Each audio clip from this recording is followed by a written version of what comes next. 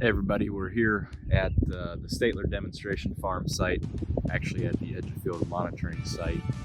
And what we're looking at today is the cereal rye cover crops that the Statelers planted into their corn stubble last fall. And you can see this streaking in the cover crop, kind of a bright green, or I guess a dark green color, where that cereal rye is really taken off. And what you'll notice is that is right where the liquid 28 was put down last spring and summer for this corn crop. We had a really dry year here in northwestern Ohio, specifically around the Macomb area. And so you can see that 28 probably wasn't taken up by the corn crop because we didn't have enough moisture to move it through the soil profile to the roots. And it's still there, and that cover crop is doing a nice job of grabbing it before it gets away into the environment. And so one of the many benefits of cover crops is something just like this, where it can scavenge those nutrients up and hold them and hopefully be able to provide them for future crops. So something very interesting that just popped up here this spring as the cover crop has started to grow.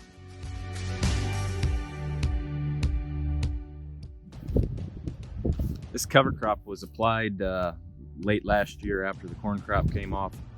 They broadcast it in front of their vertical tillage tool, and it really struggled to take off. Didn't get a lot of establishment or growth last fall. Wasn't a lot of green out here over the winter.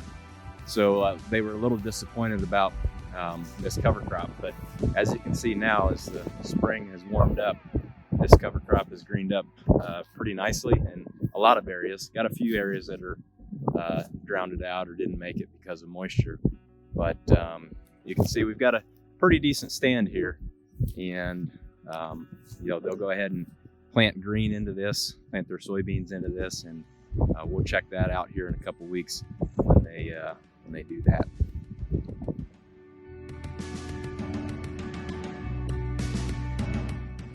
Quick update of the cover crops that were planted back in August of last year. We applied manure, liquid hog manure, to this field.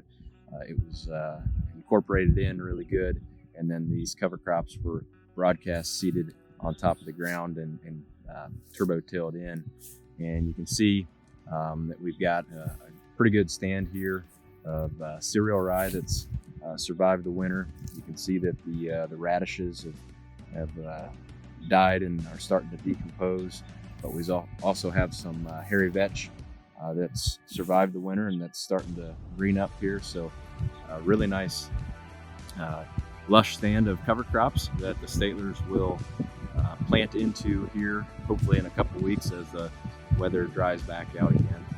And we'll capture that as that happens and see how the soil conditions are when the Statelers plant their corn crop in 2021.